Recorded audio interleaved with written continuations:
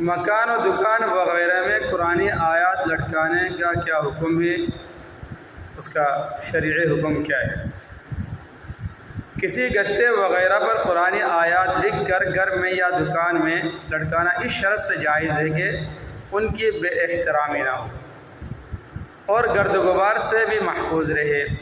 ایک تو ان کی بے احترامی نہ ہو، نمبر دو گرد و غبار سے محفوظ رہے۔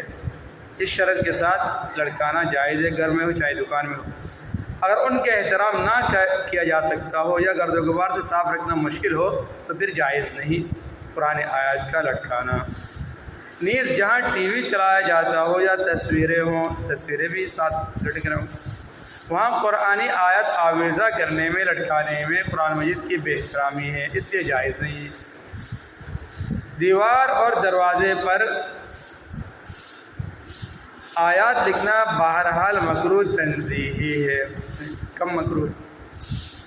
اخبار اور سرکاری خطوط میں قرآنی آیت لکھنا کیا حکم ہے؟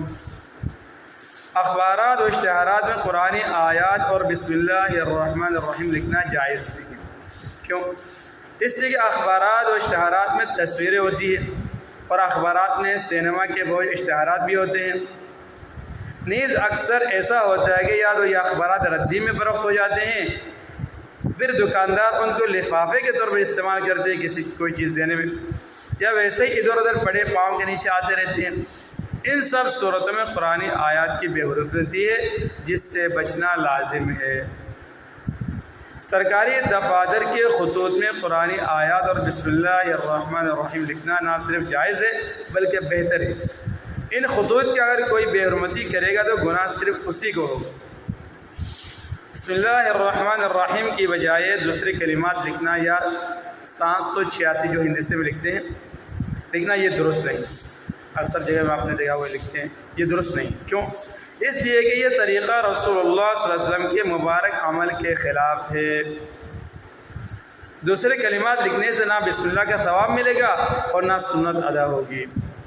قرآنی آیات والے کاغذوں میں پڑیا باندھنا، جن اخباروں میں قرآنی آیات یا ان کا ترجمہ یا کوئی اور شرعی مضمون ہو، ان میں پڑیا باندھنا جائز نہیں۔ وہ اخبار جن میں قرآنی آیات، حدیث یا کوئی اور شرعی مضمون ہو، ان میں پڑیا باندھنے میں شرعی مضمون نہ ہو، قرآنی آیات نہ ہو، اخبارات حدیث نہ ہو، کوئی اور شرعی مضمون نہ ہو، ان میں پڑیا باندھنے میں مذائقہ نہیں۔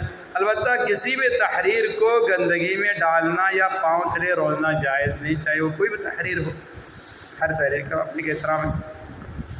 اخبار میں لکھی ہوئی آیات کو بے وضو چھونا، اخبار کے صفحے میں جہاں آیات قرآنی لکھی ہوں اس جگہ کو بے وضو ہاتھ لگانا منع ہے۔